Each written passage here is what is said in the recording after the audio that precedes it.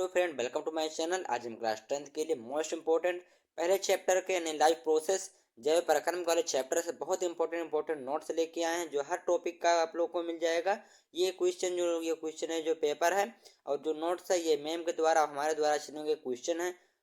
इसकी मांगे मैं पूरी करता हूँ। मेरी एक ही तो मांग रहती है कि सब्सक्राइब कर दो चैनल को। तो जिसने भी चैनल को सब्सक्राइब किया है उसको जय हिंद, जय भारत और दिल से सैल्यूट। ये इस तरीके का सैल्यूट जिन्होंने सब्सक्राइब कर रखा है और जिन्होंने नहीं किया है कर दो यार। आज आप लोगों को शुरू में अच्छा नहीं लगेगा, आप लोगों को बोरिंग क्लास लगेगा, लेकिन आप लास्ट तक देखेंगे बहुत बढ़िया क्वेश्चन है, बहुत बढ़िया टॉपिक है। शुरू करते हैं। जैव प्रक्रम यानी पोषण, लाइफ प्रोसेस वे सारी क्रियाएं जिनके द्वारा जीवों का अनुरक्षण होता है जैव प्रक्रम कहलाती हैं। पोषण न्यूट्रिशन क्या है? वह विधि जिसके द्वारा जीव पोषक तत्वों को ग्रहण करके उनका उपयोग करता है तो पोषण कहलाता है, उसे पोषण कहते हैं। पोषण की विधियां, पोषण की कितनी विधियां हैं? जीवों में पोषण मुख्यतः दो विधियों द्वारा होता है, स्वपोषण और परपोषण। स्वपोषण ऑटोट्रोफ न्यूट्रिशन, परपोषण हेटरोट्रोफ न्यूट्रिशन। पहला है स्वपोषण, ऐसे जीव जो भोजन के लिए अन्य जीवों पर निर्भर न रह करके अपना भोजन स्वयं बनाते हैं या स्वयं संश्लेषित करते हैं, स्वपोषी कहलाते हैं, और इस प्रकार के पोषण को हम स्वपोषण कहते हैं। इसके लिए सभी पहले पेड़ पौधे रहेंगे। परपोषण किसे कहते हैं? ऐसे जीव जो अपने भोजन के लिए किसी न किसी रूप में अन्य जीवों पर निर्भर रहते हैं या आश्रित रहते हैं, परपोषी कहलाते हैं, और इस प्रकार के पोषण को हम परपोषण कहते हैं। परपोषण के प्रकार, परपोषण के मुख्य रूप से 3 प्रकार होते हैं। पहला मृतजीवी पोषण यानी कि सेप्रोफाइटिक न्यूट्रिशन। इस न्यूट्रिशन के पोषण में जीव मृत यानी मरे जंतुओं पर निर्भर या पौधों के शरीर पर अपना भोजन बनाता है, अपना भोजन प्राप्त करता है, शरीर के सतह से घुलित कार्बन पदार्थ के रूप में अवशेषित करता है। वैसे जीव जो अपना भोजन मृत पोषण के द्वारा प्राप्त करते हैं उन्हें मृतजीवी कहते हैं। दूसरा परजीवी पोषण यानी कि पैरासाइटिफिक न्यूट्रिशन।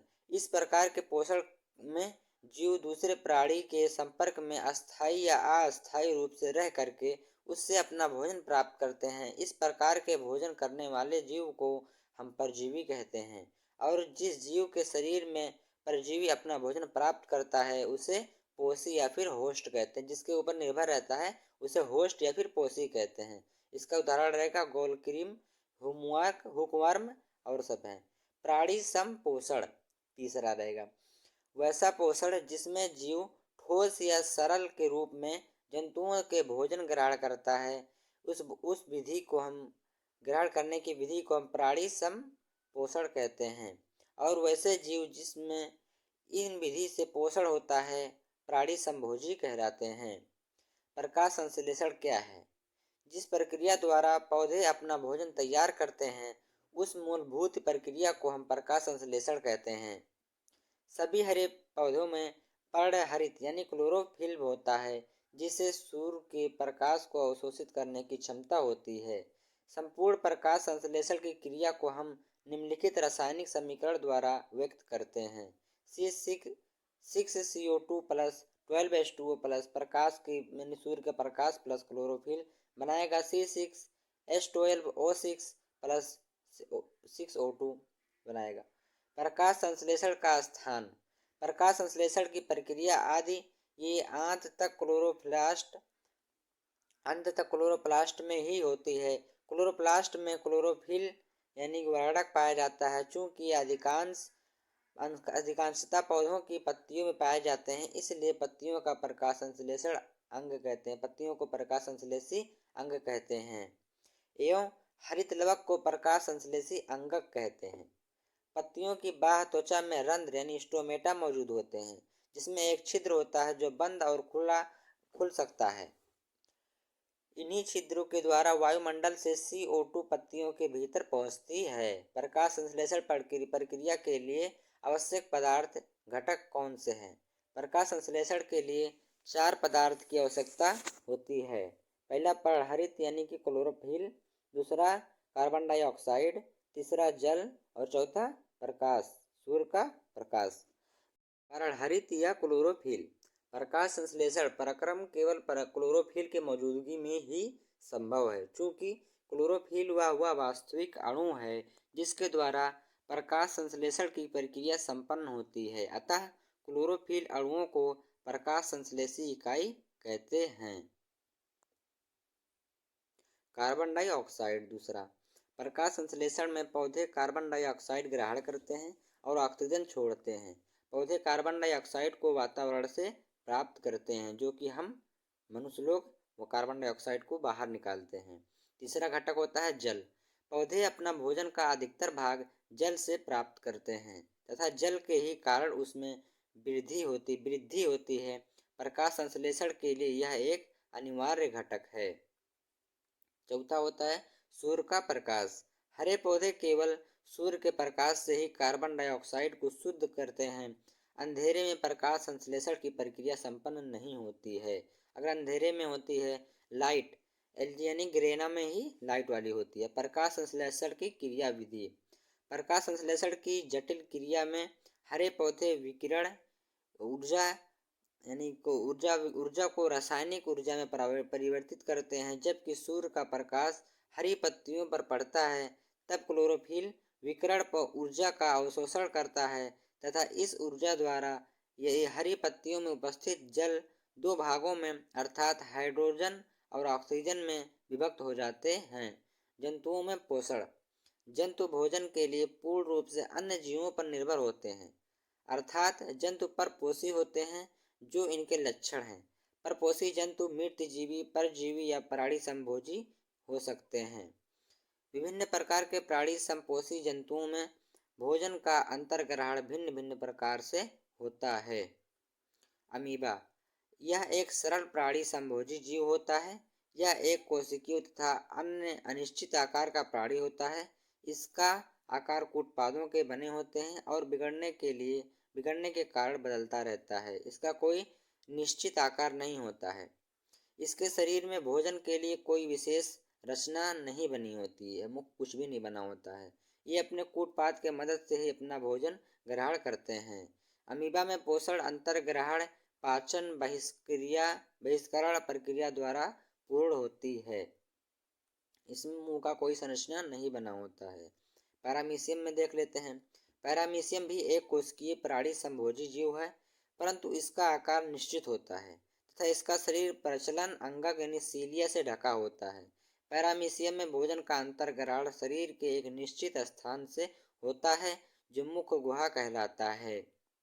इसका आकार चप्पल के जैसा होता है और इसमें चलने के लिए सीलिया नामक अंगक होता है, बाल के नुमा होता है। मनुष्य का पाचन तंत्र।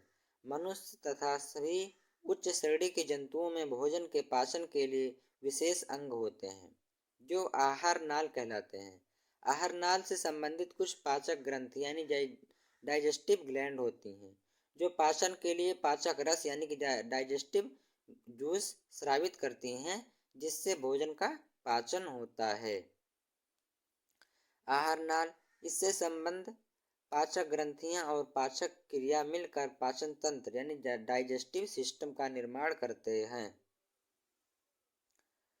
मनुष्य का आहार नाल यानी कि ह्यूमन डाइजेस्टिव सिस्टम, यह एक कुंडलित रचना होती है जिसकी लंबाई करीब 8 से 10 मीटर तक होती है।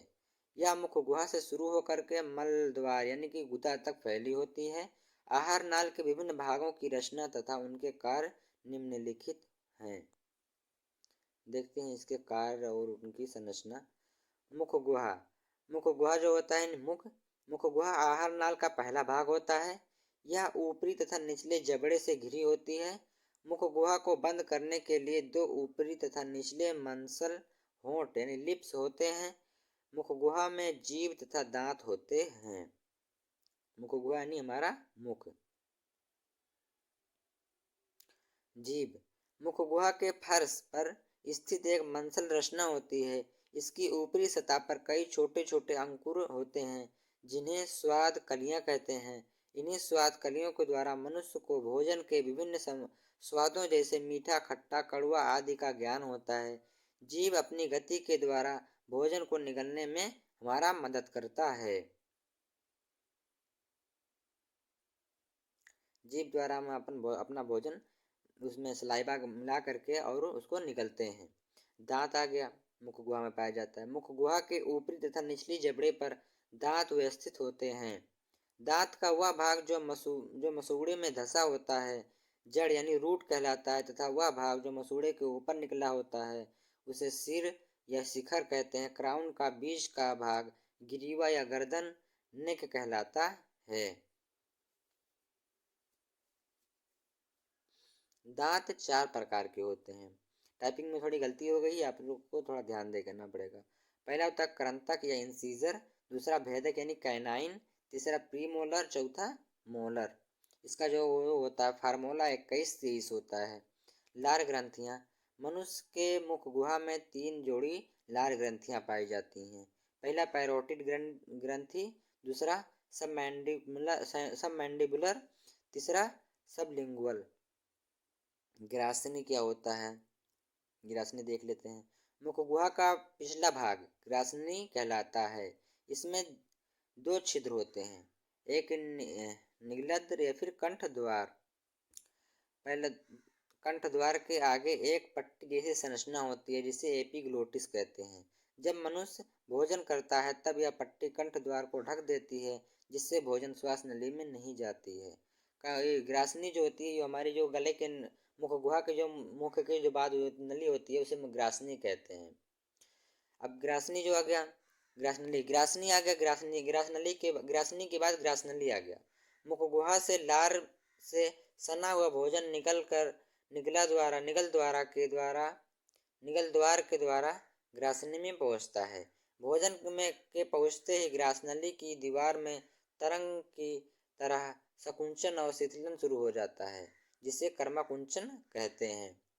आमाशय यानी कि स्टमक, यह एक चौड़ी थैली जैसी संरचना होती है जो उदर गुहा के बाईं ओर से शुरू होकर अनुप्रस्थ दिशा में फैल जाती है। आमाशय 3 भागों में बटा होता है, कार्डियक, फुंडिक और पाइलोरिक। जठर ग्रंथि यानी गैस्ट्रिक ग्लैंड, आमाशय के भीतरी दीवारों पर स्तंभाकार एपिथेलियम कोशिका का स्तर होता है। कोशिकाओं का यह एक जठर ग्रंथि यानी गैस्ट्रिक जूस का निर्माण करता है। जठर ग्रंथियों की कोशिकाओं को ये 3 प्रकार की होती हैं।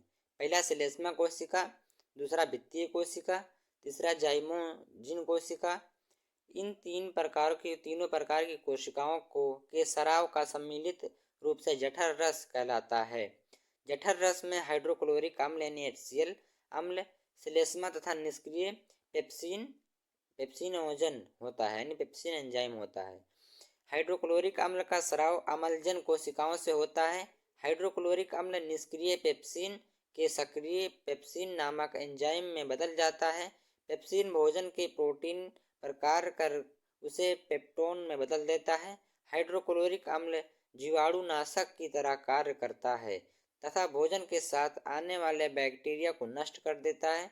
श्लेष्मा का स्राव श्लेष्मा कोशिकाओं से होता है। श्लेष्मा आमाशय की दीवारों पर जठर ग्रंथियों को हाइड्रोक्लोरिक अम्ल तथा एंजाइम पेप्सिन से सुरक्षित रखता है। आमाशय में प्रोटीन के आंतरिक भोजन के वसा का भी पाचन प्रारंभ होता है। वसा का आंशिक पाचन एंजाइम गैस्ट्रिक लाइपेज के द्वारा होता है। गैस्ट्रिक लाइपेज वसा को वसा अम्ल तथा ग्लिसरॉल में बदल देता है। आमाशय में अब भोजन का स्वस्वरूप गाढ़े लाई की तरह हो जाता है, जिसे काइम कहते हैं। काइम आमाशय में छोटी आंत में पहुंचता है। छोटी आंत आहार नाल का सबसे लंबा भाग होता है, जिसका आकार बेलना आकार का होता है। मनुष्य में इसकी लंबाई करीब 6 मीटर तथा इसकी चौड़ाई 2.5 सेंटीमीटर तक होती है। भिन्न भिन्न जंतुओं में इसकी लंबाई अलग अलग होती है। छोटी जंतुओं यानी छोटी आंत जिस भागों में बटा होता है, छोटी आंत 3 भागों में बटा होता है। पहला ग्राहड़ी, दूसरा जेजुनम, तीसरा इलियम। ग्राहड़ी छोटी आंत का पहला भाग होता है। ग्राहड़ी में लगभग बीचों बीच का एक छिद्र के द्वारा एक नलिका खुलती है। यह नलिका दो भिन्न भिन्न नलिकाओं के आपस में जोड़ने में मदद करता है। इनमें से एक नलिका अग्न्याशयी यानी वाहिनी तथा दूसरी नलिका मूल पित्तवाहिनी में होता है। जजनम छोटी आंत का मध्य भाग होता है। छोटी आंत का अधिकांश भाग इलियम होता है। इस भाग में भोजन का अंतिम रूप से पाचन समस्त होता है। पचे हुए भोजन का अवशोषण भी छोटी आंत के इसी भाग में होता है। छोटी आंत में भोजन का पाचन पित्त रस यानी कि अग्न्याशयी रस तथा आंत्र रस जो क्रमशः यकृत, अग्न्याशयी तथा आंत ग्रंथियों के स्राव होता है की क्रिया को स्राव की क्रिया से ही होती है।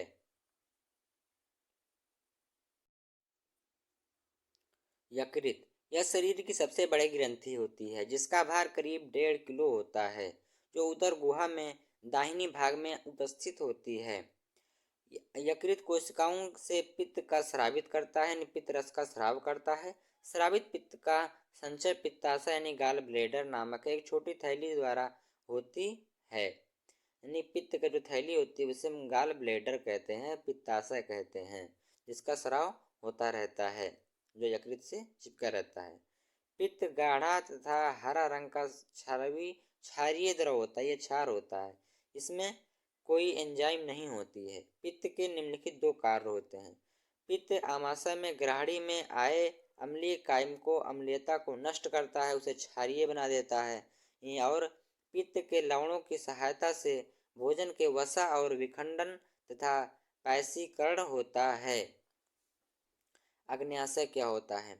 अग्न्याशय के ठीक नीचे तथा ग्राहड़ी को घेरे पीले रंग का एक ग्रंथि होता है जो अग्न्याशय यानी पेंक्रियास कहलाता है। अग्न्याशय में अनेक पतली पतली नलिकाएं होती हैं जो आपस में जुड़ करके एक बड़ी अग्न्याशयी वाहिनी बनाती है। अग्न्याशयी रस में ट्रिप्सिन, एमाइलेज, लाइपेज, न्यूक्लियस नामक एंजाइम पाए जाते हैं। अग्न्याशयी रस के एंजाइम भोजन के अवयवों पर इस प्रकार की क्रिया होती है।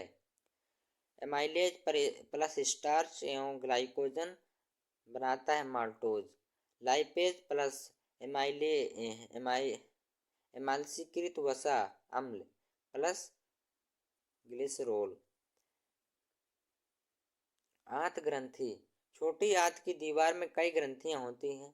इनका स्राव आंत्र रस द्वारा होता है। आंत्र रस के एंजाइम तथा भोजन के विभिन्न अवयवों पर उनकी क्रिया पर प्रकार है। इस प्रकार है पेप्टाइडेस प्लस पेप्टेन बनाता है एमाइनो अम्ल। लाइपेज प्लस बची हुई एमांसीकृत वसा अम्ल प्लस ग्लिसरोल। इन्वर्टेस ये सब क्रियाएं हो रही हैं।